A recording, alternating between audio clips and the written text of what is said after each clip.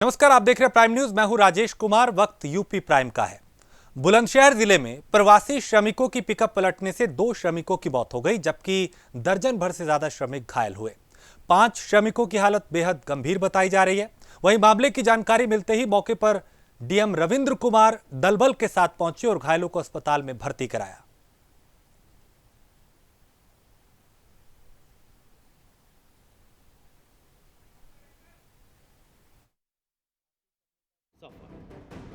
सड़क हादसे में श्रमिकों से लदी पिकअप वैन पलटी। मौके पर ही 2 श्रमिकों की मौत, 15 से ज्यादा घायल। गुजरात के सूरत से यूपी के बिजनौर जा रहे थे श्रमिक। डीएम रविंद्र कुमार ने की त्वरित कार्रवाई। न तो सरकार की अपील काम आ रही है और न ही प्रशासन की सख्ती। प्रवासी श्रमिकों की असुरक्षित रूप से घर वापसी जारी है और नतीजा आए दिन श्रमिकों से भरे ट्रक, पिकअप हादसे का शिकार हो रहे हैं। प्रतिदिन असुरक्षित यात्रा करने की वजह से हो रहे सड़क हादसों में श्रमिकों की मौत हो रही है। लेकिन कुछ ऐसे जिले हैं जहां डीएम ऐसी दुर्घटनाओं पर त्वरित कार्रवाई कर रहे हैं। डीएम रविंद्र कुमार का नाम इसी सूची में शामिल है, क्योंकि आज तड़के बुलंदशहर के अहमदगढ़ थाना क्षेत्र में सूरत से बिजनौर के लिए लौट रही श्रमिकों से भरी पिकअप वैन पलट गई। हादसे में मौके पर ही 2 श्रमिकों की मौत हो गई और 15 से ज्यादा श्रमिकों को चोटें आई। वहीं इस दुर्घटना की जानकारी मिलते ही बुलंदशहर के डीएम तुरंत एक्शन में आए। डीएम रविंद्र कुमार दल बल के साथ मौके पर पहुंचे और घायलों को खुद अस्पताल में भर्ती कराया। देखिए, टकराने की खबर सुनते ही मैं और वरिष्ठ पुलिस अधीक्षक मौके पर गए। पहले हम लोग सीएचसी शिकारपुर गए, जहाँ की घायल व्यक्तियों का इलाज चल रहा था। बाद में हम लोग मौके पर पहुँचे जहाँ दुर्घटना हुई थी। उन्हीं लोगों द्वारा बताया गया कि वो लोग 18 को सूरत से निकले थे, एक गाड़ी हायर करके। उसमें पूरे परिवार थे, कुछ पति पत्नी बच्चे भी थे, कई लोगों के। वो लोग कल मिडनाइट में शिवपुरी से निकले। शिवपुरी से इसलिए कि उनकी गाड़ी ख़राब हो गई थी, वहाँ उन लोगों ने गाड़ी चेंज किया। फिर कल मिडनाइट में वहाँ से निकलने के बाद कंटिन्यूअस ड्राइव कर रहे थे। बीच में छोटा मोटा उन्होंने कहा कि ब्रेक लिए। यहाँ पे अहमदगढ़ थाना जब पहुँचे तब एक बिजली के पोल से गाड़ी टकरा गई डिसबैलेंस होने के कारण। उसी में लगभग 15 लोग घायल हो गए और 2 लोगों की मौत हो गई। जो मृत शरीर है उनको हम लोगों ने पोस्टमार्टम के लिए जिला अस्पताल भेज दिया और जो लोग घायल हुए थे उनका तत्काल प्रभाव से नियरेस्ट सीएचसी है शिकारपुर, वहाँ भेजा गया। वहाँ से 7 लोगों को फिर डिस्ट्रिक्ट हॉस्पिटल बुलंदशहर भेजा गया। अभी हमारी सीएमओ साहब से बात हुई थी, फिर उनमें से 3 लोगों को मेरठ रेफर किया जा रहा है। बाकी कार्रवाइयाँ चल रही हैं और प्रशासन ने बहुत ही मुस्तैदी से तुरंत एक्शन लिया। एमओआईसी शिकारपुर ने भी अपनी पूरी टीम को एक्टिवेट किया। हम लोग भी वहाँ पर थे। जितनी तेज़ी से इसमें एक्शन लिया जा सकता था लिया गया। बुलंदशहर के डीएम रविंद्र कुमार लॉकडाउन के पहले चरण से ही एक्टिव मोड में हैं। हर छोटी बड़ी चीज पर खुद निगाह रखते हैं। लोगों तक भोजन, दवाएं पहुंचाने से लेकर राहत और बचाव तक जैसे कामों पर डीएम रविंद्र कुमार की निगाह रहती है। इसी कड़ी में डीएम रविंद्र कुमार ने आज तुरंत कार्रवाई करते हुए पूरी व्यवस्था को सही तरीके से संभाला है। Bureau report, prime news.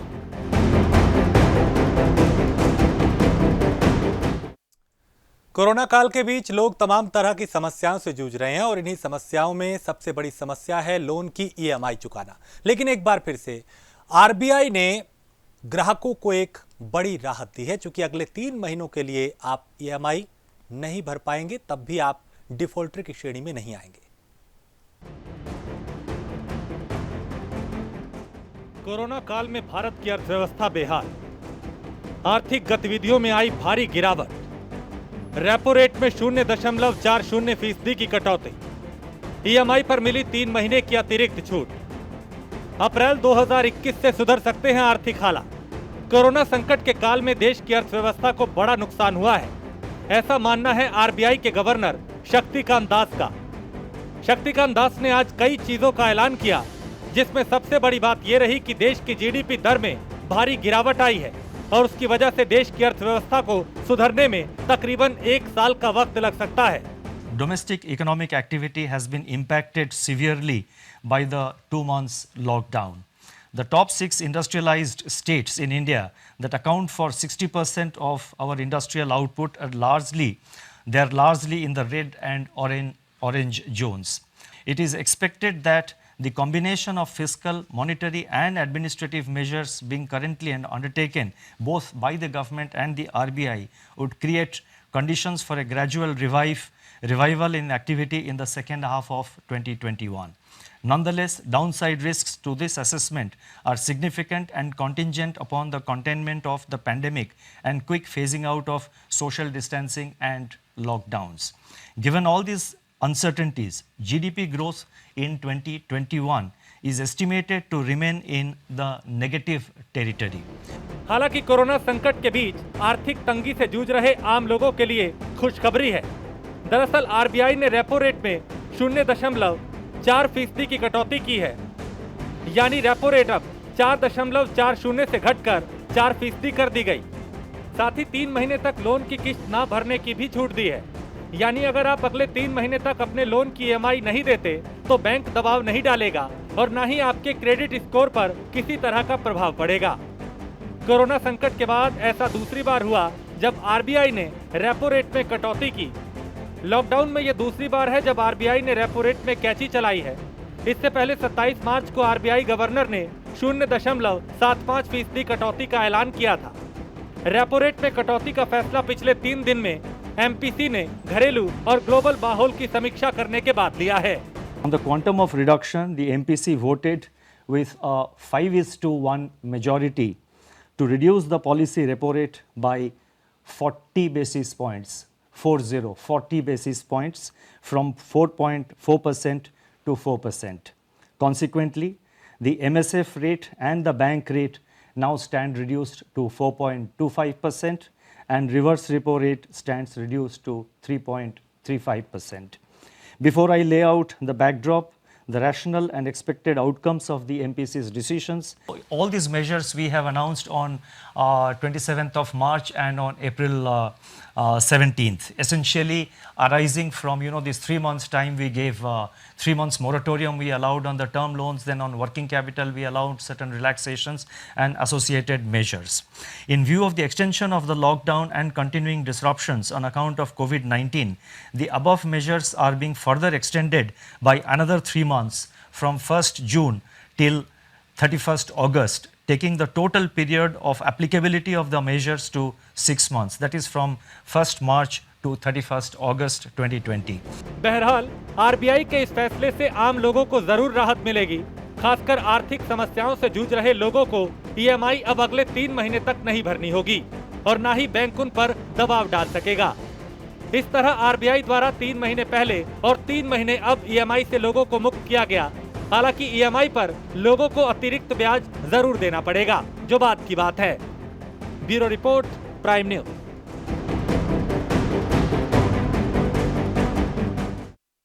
Virus के बढ़ते मामलों के बीच आईएएस नरेंद्र प्रसाद पांडे अपनी जिम्मेदारियां बखूबी निभा रहे हैं। आईएएस नरेंद्र पांडे को योगी सरकार द्वारा देवीपाटन मंडल का नोडल अधिकारी बनाया गया है। ऐसे में वो बारी बारी अपने मंडल के जिलों में प्रवास करके वहां की क्वारंटीन सेंटर और कम्युनिटी किचन का जायजा ले रहे हैं।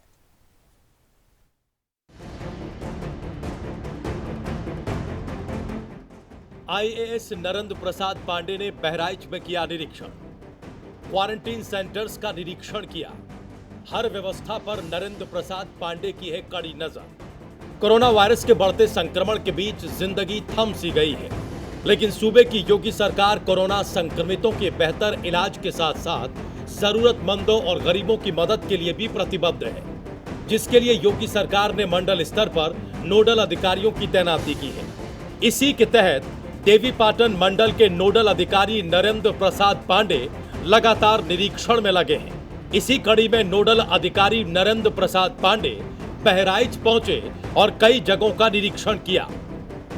कम्युनिटी किचन में गंदगी देखकर भड़के नोडल अधिकारी नरेंद्र प्रसाद पांडे। क्वारंटीन सेंटर्स में भोजन से लेकर साफ सफाई तक की मिली खामियां मिलने पर एसडीएम तहसीलदार को जमकर फटकार लगाई। व्यवस्था को जल्द दुरुस्त करने के निर्देश दिए। आज आईएएस नरेंद्र प्रसाद पांडे बहराइच जिले के संजीवनी कॉलेज में बने कम्युनिटी किचन का निरीक्षण करने पहुंचे।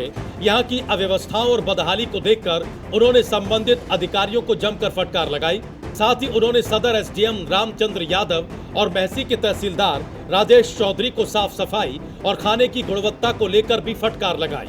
साथ ही निर्देश दिए कि पूरी व्यवस्था को जल्दी दुरुस्त किया जाए। उसके बाद उन्होंने किसान डिग्री कॉलेज में बनाए गए क्वारंटीन सेंटर का निरीक्षण किया, जहां मेडिकल स्टाफ की तरफ से बरती जा रही लापरवाही पर डॉक्टर्स को फटकार लगाई।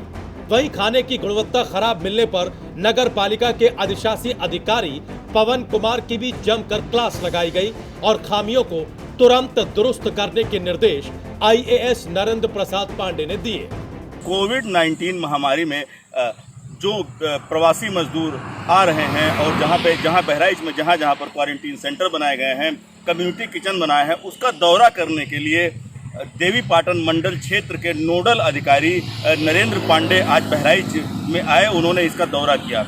यहाँ पर काफ़ी खामियां देखने को मिली, जिसके लिए उन्होंने यहाँ के अधिकारियों को फटकार भी लगाई है। यहाँ पर काफ़ी गंदगी देखकर वो बिफर पड़े और अधिकारियों को फटकार लगाई। आपको बता दें कि बहराइच जिला जो कि कोरोना संक्रमितों से इस समय ग्रस्त है और आए दिन लगभग रोज ही कोरोना के जो पेशेंट हैं उनमें वृद्धि हो रही है, जिसके मद्देनज़र यहाँ पर आज नरेंद्र पांडे जो कि देवीपाटन मंडल परिक्षेत्र के नोडल अधिकारी हैं कोविड-19 के, वो उन्होंने बहराइच का दौरा किया है और उनकी जो उन्होंने दौरा किया है उसमें जो उनका निरीक्षण रहा, उसके दौरान उन्हें कई कमियां यहाँ के क्वारंटीन सेंटरों में और कम्युनिटी किचन्स में पाई गई है।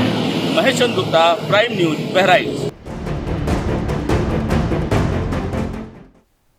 तो कांग्रेस द्वारा प्रवासी मजदूरों को घर पहुंचाने के लिए भेजी गई बसों पर हुए विवाद के बाद शुक्रवार को कोटा से राजस्थान सरकार द्वारा उपलब्ध कराई गई बसों के किराए पर घमासान मच गया, जिस पर प्रदेश के उप मुख्यमंत्री डॉक्टर दिनेश शर्मा ने प्रेस कॉन्फ्रेंस कर राजस्थान सरकार पर वार किया। यहां से अनुमान किया गया कि लगभग वहां पर हमारे 10,000 बच्चे होंगे और हमने 560 बसें भेजी। अब प्रश्न यहीं से शुरू होता है कि हमने जब बसें भेजी तो वहां पता चला कि 12,000 के आसपास बच्चे हैं और जो बाकी शेष बचे 10,000 बच्चों के अलावा जो बच्चे थे जो हमारी 560 बसों में नहीं आ पा रहे थे, उनका विशेष आग्रह था कि आप हमको भी ले चलिए।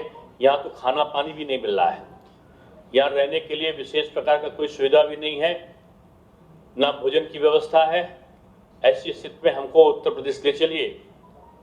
वो अपनी व्यथा को बता रहे थे। उसको देखकर उत्तर प्रदेश सरकार ने के हमारे अधिकारियों ने रोडवेज के राजस्थान के रोडवेज के अधिकारियों से वार्ता की है और जब उनसे वार्ता की तो उन्होंने कहा कि हम आपको अतिरिक्त बसें देंगे, लेकिन उसका भुगतान उत्तर प्रदेश को करना होगा। इसकी आप एक लिखित अपील हमसे करिए कि आप उसका भुगतान कर देंगे।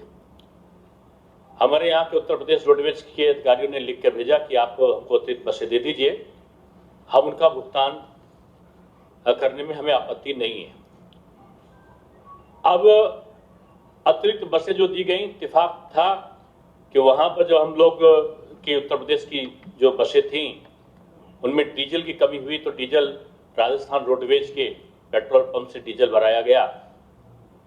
तो राजस्थान सरकार ने तत्काल इसको देखते हुए 19,76,000 रुपए का बिल भेज दिया, जिसका भुगतान 5 मई को ही हम लोगों ने उत्तर प्रदेश सरकार ने कर दिया। रोडवेज विभाग ने माननीय परिवहन मंत्री के आदेश पर उसका भुगतान हो गया। अब इसके बाद उन्होंने फिर से एक रिमाइंडर भेजा और रिमाइंडर की कॉपी आपको उपलब्ध हो जाएगी। ये रिमाइंडर भेजा उन्होंने कि आपको जो 94 बसें दी गई थी उन बसों का जो भुगतान है वो आपने अभी तक नहीं किया है। इसके उपरांत 36,36,664 रुपया के बिल के भुगतान का उन्होंने रिमाइंडर भेजा। अब ये रिमाइंडर पर रिमाइंडर आ रहा हो और वो संवेदनशीलता उस समय याद आ रही है आदरणीय प्रियंका वाड्रा जी की, राजस्थान सरकार की, कि निरीह बच्चों के बस से भिजवाने का किराया वसूल रहे। 94 बसों का किराया वो 36,36,664 रुपया का भुगतान ले रहे हैं और दूसरी तरफ ये संवेदना व्यक्त करते हुए कह रहे हैं कि हम राजस्थान की बसें आपको बॉर्डर पे भेज रहे हैं। एक तरफ आप पैसा ले रहे हैं, दूसरी तरफ आप बसों को भेजने का बॉर्डर पे आप किस नियत से और किस कारण से कर रहे हैं? 8 मई को आपने रिमाइंडर फिर क्यों किया था कि आप बसों का भुगतान हमें जल्दी से जल्दी करिए? आप हमसे भुगतान वसूली का मांगते हैं और दूसरी तरफ आप संवेदना दिखाते हैं। ये दोहरी मानसिकता मैं समझता हूं कि इस राष्ट्रीय नेतृत्व को शोभा नहीं देती। और एक तरफ उप मुख्यमंत्री जी बयान दे रहे हैं कि हमारी बसें वहां पर गई, उनको उन्होंने लिया नहीं। हमारे सामने प्रश्न था कि हम उत्तर प्रदेश को आपको फिर से रिमाइंड कराना चाहेंगे, जिसको हमने कल भी आपके उसमें परसों भी इस बात को कहा था कि 297 बसें, 97 बसें कबाड़ थी, 31 थ्री व्हीलर थे, 67 ऐसे वाहन थे जो बस की श्रेणी में नहीं आते थे, 68 वाहन ऐसे थे जिनके कागज पूरे नहीं थे। ये हमने इस बात को कहा था। और ये कोरोना की महामारी हो रही हो, उसकी जंग लड़ी जा रही हो, और ऐसे समय कांग्रेस बसों की राजनीति कर रही हो, प्रवासी श्रमिकों की के ऊपर राजनीति कर रही हो, ये शर्म की बात है। आज ये देखा जाए कि इस पूरे प्रसंग में जो उभर कर आया है कि आप पैसा मांग रहे हैं उन बच्चों को, छोटे बच्चों को ले जाने के लिए। आप 2-2 बार वसूली कर रहे हैं, आप पेट्रोल का पैसा भी वसूले ले रहे हैं। आपने एक बार नहीं कहा कि हम राजस्थान के डिपो से जो आपने पेट्रोल भराई तो हमारे वहां के लोग थे जिनको उत्तर प्रदेश ले गए। उत्तर प्रदेश के रहने वाले भले हों, लेकिन कई वर्षों से वो राजस्थान में ही रह रहे थे, उनको हम लाए थे।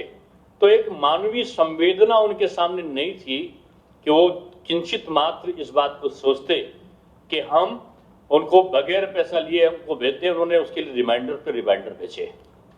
आपके सम्मुख में यही कहना चाहता हूं कि ये मिथ्या वर्णन क्यों?